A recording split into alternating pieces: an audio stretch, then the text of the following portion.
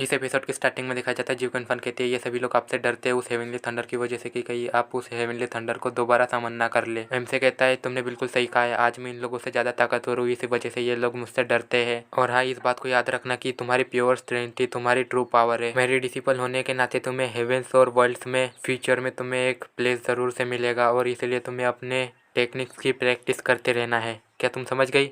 चिकुन fun कहती है हाँ मास्टर, मैं समझ गई। सिस्टम कहती है मास्टर आप एक इस तरीके से इसे सिखा रहे हो, आप एक ह्यूमन को सिखा रहे हो ना कि डीमन को। वो अभी भी एक 15 साल की छोटी बच्ची है। एमसी इस बात को सुनकर कहता है मेरे इस तरीके से सिखाने से जी कुनफन को तुम्हें क्या कोई प्रॉब्लम है? एमसी के सिस्टम कहती है नहीं नहीं, मुझे इस चीज़ से कोई भी प्रॉब्लम नहीं है। सिस्टम के ऐसा कहने के बाद वहाँ पर एक बंदा चिल्लाते हुए आता है और कहता है किसकी इतनी मौत हुई यहाँ पर? मेरी जैंगिंग सिटी में हेवनली थंडर की प्रैक्टिस करने की। अब हमें इसके बारे में बताया जाता है, ये होता है जैंगिंग सिटी का सिटी लॉर्ड। एमसी कहता है अरे भाई तू उस तरफ का देख रहा है, अपने पीछे पलट कर देख, मैं हूँ जिसने की हेवनली थंडर की प्रैक्टिस की है। एमसी की बात को सुनकर जैंगिंग सिटी का सिटी लॉर्ड कहता है तुम ये क्या बात कर रहे हो, तुम कैसे हो सकते हो जिसने की हेवनली थंडर की प्रैक्टिस की है यहाँ पर? ऐसा कहने के बाद वो अपने किसी टेक्निक का यूज़ करते हुए एमसी की कल्टीवेशन देखने की कोशिश करता है। जैंगिंग सिटी का सिटी लॉर्ड जैसे उस टेक्निक का यूज़ करता है वैसे वो एमसी ने जो अपने ऑरा को छुपाने के लिए बैरियर बनाया होता है उसके अंदर आ जाता है और कहता है ये क्या हुआ, मैं कहाँ पर आ गया, मैं तो बस उस बंदे की कल्टीवेशन देखने की कोशिश कर रहा था। ऐसा कहते हुए वो आगे जाने की कोशिश करता है और वो एक फॉर्मेशन में फंस जाता है। जैसे वो फॉर्मेशन में फंसता है वो कहता है ये क्या हो गया, मैं नहीं तो अभी इसके सबकॉन्शियसनेस में और ना ही इसकी स्पिरिचुअल पेश में, ये तो इसने जो अपने ऑरा को छुपाने के लिए बैरियर बनाया था ये तो वो है।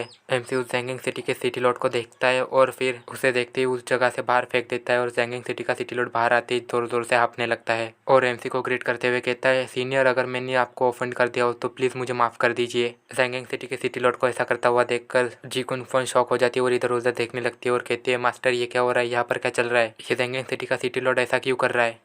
बायोनिंग का लीडर अपने मन ही मन में सोचता है अभी अभी जस्ट थोड़ी देर पहले जैंगिंग सिटी के सिटी लॉर्ड ने इस ताओइस्ट प्रीस्ट की कल्टीवेशन देखने की कोशिश की थी, पर इस ताओइस्ट प्रीस्ट ने उस जैंगिंग सिटी के सिटी लॉर्ड की उस टेक्निक को डिस्ट्रॉय कर दिया, जिसकी वजह से कि अब मुझे इस चीज़ को देखकर लगता है कि इस ताओइस्ट प्रीस्ट की कल्टीवेशन काफ़ी ज़्यादा है इस जैंगिंग सिटी के सिटी लॉर्ड से। अगर ऐसा है और इस ताओइस्ट प्रीस्ट की कल्टीवेशन जैंगिंग सिटी के सिटी लॉर्ड से काफ़ी ज़्यादा है तो फिर हमारे बायोनिंग के इंटेलिजेंस नेटवर्क को इस ताओइस्ट प्रीस्ट के बारे में पता क्यों नहीं है? क्योंकि हम लोग तो इस एम्परर वर्ल्ड में काफ़ी ज़्यादा सालों से है, तो हमें इसके बारे में कुछ ना कुछ तो पता होना चाहिए। जल्दी मुझे इस जगह से वापस जाने के बाद में इस ताओइस्ट प्रीस्ट के बारे में कुछ ना कुछ तो पता लगाना होगा।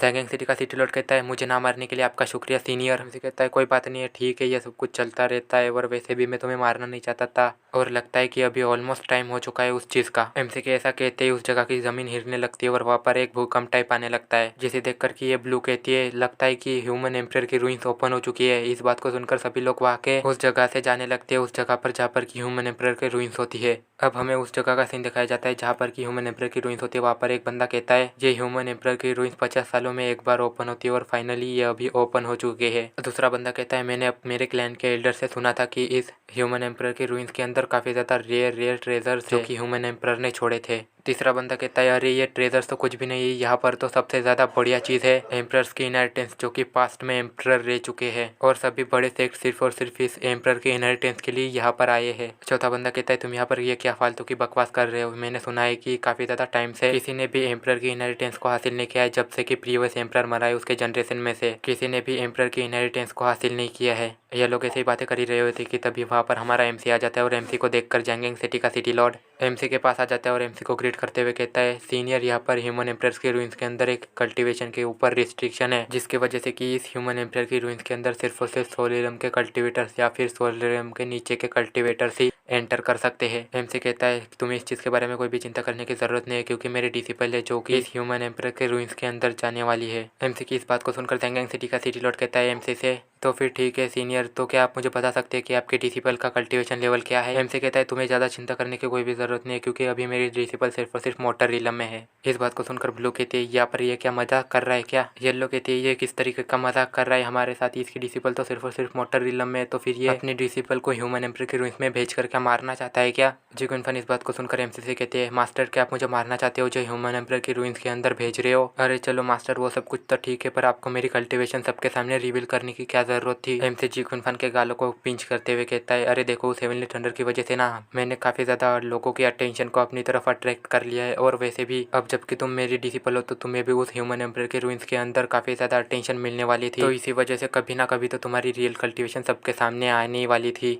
अरे चलो इन सारी बातों को छोड़ो, सबसे पहले मैं तुम्हें ह्यूमन एम्पर के रूइंस के अंदर जाने से पहले एक टास्क देता हूँ। तुम्हें ह्यूमन एम्पर के रूइंस के अंदर जाने के बाद एम्परर्स की इनहेरिटेंस को हासिल करना है। इस बात को सुनकर जी कुनफन हैरान हो जाती है और कहती है, क्या एम्परर की इनहेरिटेंस को हासिल करना है? अरे मास्टर तुम पागल वागल तो नहीं हो चुके हो? प्रीवियस एम्परर के मरने के बाद से किसी ने भी उसके जनरेशन में से एम्परर की इनहेरिटेंस को हासिल नहीं किया है, तो फिर तुम्हें कैसे लगता है कि मैं एक मोटर रिलम की बंदी एम्परर की इनहेरिटेंस को हासिल कर सकती हूँ? तुम क्या पागल वागल हो चुकी हो क्या? एमसे कहता है, मुझे तुम्हारे ऊपर पूरा भरोसा है, तुम ऐसा कर लोगे। सिस्टम भी कहती है, हाँ मुझे भी तुम्हारे ऊपर पूरा भरोसा है कि तुम ऐसा कर लोगे, क्योंकि मास्टर ने जो कहा है। एमसी की इस बात को सुनकर जी कुनफन सदमे में चली जाती है और कहती है, मास्टर तुम्हें मेरे ऊपर काफी ज्यादा भरोसा है, लेकिन मुझे मेरे ऊपर रद्दी पर भी भरोसा नहीं है कि मैं एम्परर की इनहेरिटेंस को हासिल कर भी पाऊंगी। अब कुछ टाइम बाद का सीन दिखाया जाता है जहाँ पर कि कुछ लोग आ रहे होते हैं और सीधा आने के बाद जैंगिंग सिटी के सिटी लॉर्ड के पास जाते हैं और उन्हें ग्रीट करते हैं, और जैंगिंग सिटी का सिटी लॉर्ड भी उन्हें ग्रीट करता है। जैंगिंग सिटी के सिटी लॉर्ड से ये बुढ़ाऊ कहता है, मैंने सुना है कि तुम्हारे सिटी के अंदर एक टाविस्ट प्रिस्ट ने अटैक कर दिया था हेवनली थंडर की मदद से, जिसकी वजह से कि एक इन डिस्ट्रॉय हो चुका है। उसके बगल में जो लड़की होती है वो भी कहती है, हाँ हाँ मैंने भी यही सुना है। अब हमें इन दोनों के बारे में बताया जाता है। इस बुढ़े का नाम होता है एल्डर लुओ ज़ैंगफेंग और इस औरत का नाम होता है एल्डर यू ज़ैंग।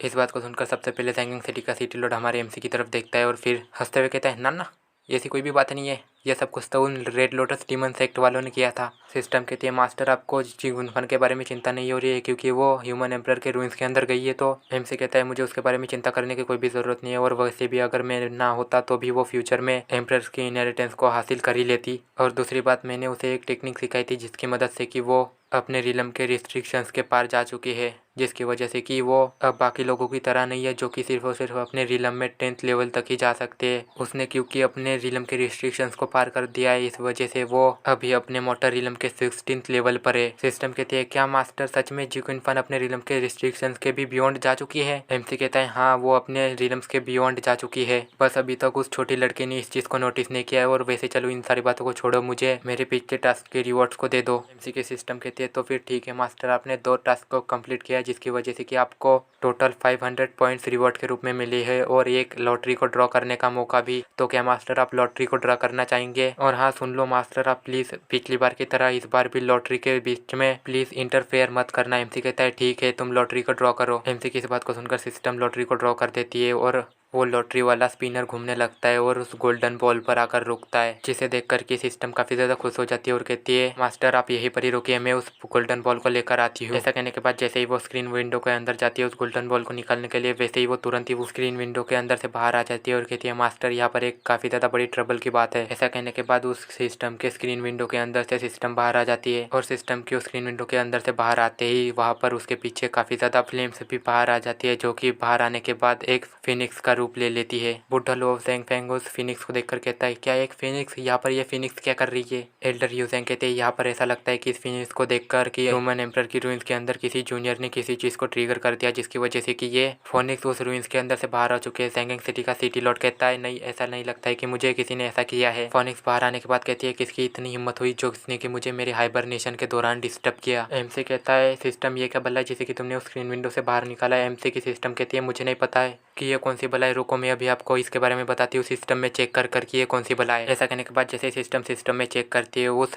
फिनिक्स के बारे में, वैसे ही वो शॉक हो जाती है और जोर से चिल्लाते हुए कहती है, मास्टर ये तो सिर्फ और सिर्फ एक फ्रेगमेंट है, पर फिर भी ये एक गॉड लेवल आर्टिफैक्ट है। अब हमें इस फिनिक्स के बारे में बताया जाता है जो कि एक फ्रेगमेंट होता है डिवाइन फायर ऑफ 10,000 रिलम्स का, पर फिर भी ये एक गॉड लेवल आर्टिफैक्ट होता है। और अब हमें इस डिवाइन फायर के बारे में बताया जाता है, ये डिवाइन फायर होती है जिसकी की रैंक 24 होती है 36 डिवाइन फायर्स में। ये डिवाइन फायर अंडरवर्ल्ड में पैदा हुई थी और लेजेंड्स के मुताबिक इसके बारे में बात करें तो इसके बारे में ऐसा कहा जाता है कि ये सोल्स को प्यूरिफाई कर सकती है और मेमोरीज को क्लीन कर सकती है। एमसी कहता है, ये एक फ्रेगमेंट है पर फिर भी ये एक गॉड लेवल आर्टिफैक्ट है। वाव, ये सच में काफी ज्यादा अच्छा है। सिस्टम कहते हैं, अरे मास्टर आप इन सारी बातों के बारे में भूल जाओ, सबसे पहले जाओ और जाकर उसे रोको, क्योंकि आपने उसकी इन्फॉर्मेशन पढ़ी होगी तो आपको पता ही होगा कि ये फिनिक्स मेमोरीज को क्लीन कर सकती है, जिसकी वजह से कि यहाँ पर के सभी लोग गजनी बन जाएंगे। अब इस फिनिक्स का सीन दिखाया जाता है जहाँ पर कि ये फिनिक्स कहती है, मुझे फिर से स्काई को देखकर काफी ज्यादा अच्छा लग रहा है और अब मैं इस पूरी की पूरी दुनिया को तबाह कर दूंगी या फिर कर दूंगा। ऐसा कहने के बाद वो फ्रेगमेंट इधर उधर अपने फ्लेम से अटैक करने लगता है और उन्हीं अटैक्स में से एक छोटा मोटा सा उसका फ्लेम का टुकड़ा इस बुड्ढे के बैरल को भी जला के रख देता है, जिसे देख करके ये बुड्ढा कहता है ये कैसे हो सकता है, ये फिनिक्स मेरे बैरल को कैसे जला सकती है। सैंगेंग सिटी का सिटी लॉर्ड कहता है ये कोई ऑर्डिनरी फ्लेम नहीं है, इसलिए इससे बचकर रहो और इस फिनिक्स को हराने में मेरी सब लोग मदद करो। इस बात को सुनकर सभी लोग कहते हैं हाँ हाँ हम तुम्हारी मदद करने के लिए तैयार है। ये बुड्ढा कहता है ऐसा लगता है कि इस फिनिक्स की कल्टीवेशन सेलेस्टियल रियलम से भी ज्यादा की है, तो मुझे नहीं लगता है कि हम लोग इसे रोक भी पाएंगे, हराने की तो बात ही छोड़ दो। सैंगेंग सिटी का सिटी लॉर्ड कहता है चलो इन सारी बातों को छोड़ो और सबसे पहले इन्हें रोकने पर ध्यान दो ताकि ये इस रूइंस को डिस्ट्रॉय न कर सके।